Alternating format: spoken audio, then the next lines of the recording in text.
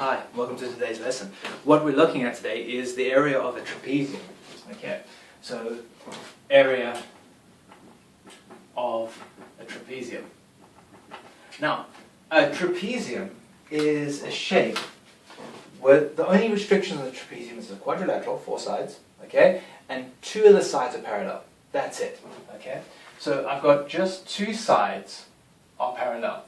The other sides do not have to be parallel. They do not have to be the same length.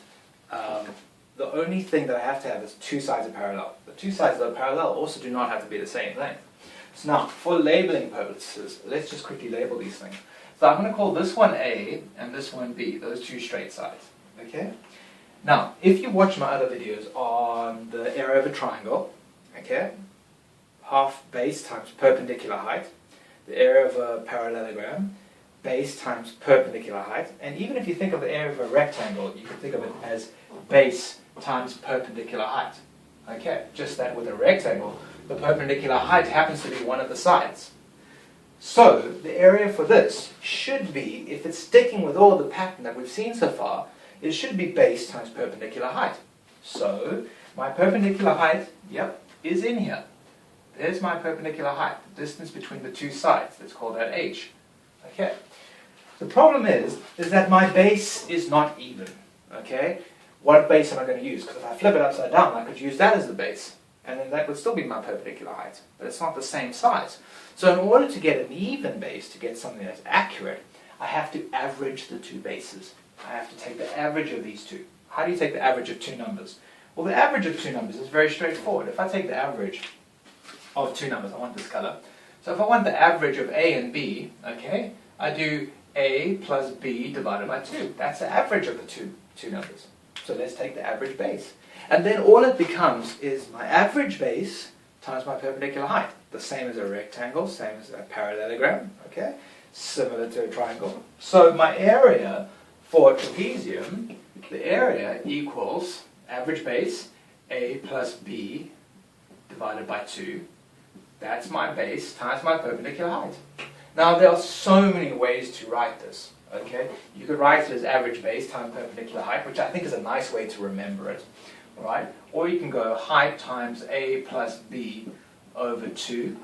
All right, same thing. I've just brought that height inside there. Or you can do height over 2 times by A plus B. It doesn't make a difference how your teacher likes to write it, how you like to write it, whatever your preference is. I personally like this one because this sticks to base times height, except with the trapezium it's average, alright? And it just helps me remember it personally, so I prefer this one. But I've seen this one, I've seen textbooks give this one, whichever one you like, you use that one. It doesn't make a difference. All that's important is that you put the right things in the right position. Okay, so let's draw a nice trapezium, e.g. Okay, I've got this nice long base trapezium of 12 centimeters. I've got a smaller on top, this is 4 centimeters, and it's joining there. So there are those 2. Okay? Alright, and what have I got? I've got a 3 centimeter perpendicular height. So the height here is 3 centimeters. And they say, what's the area of this thing? No worries. So all I do is area of my trapezium, okay, equals average of the base times perpendicular height. Fine. So A plus B divided by 2 times my perpendicular height. Well, what is that, right? So my base is 12 plus 4. So 12 plus 4, right? 12 plus 4 times my perpendicular height. My perpendicular height in this case is 3. Okay.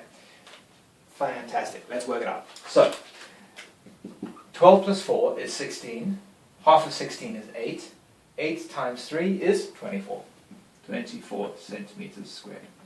Okay, you could break that down into a number of steps. Okay, you could go slowly. You could plug the whole thing into your calculator. It will work anyway.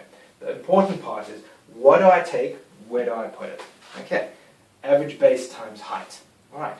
With a rectangle, the average base, you could even do this with a rectangle. If this was a rectangle, the average base would be this one plus this one divided by 2. Well, if they're exactly the same, I just get back to this one.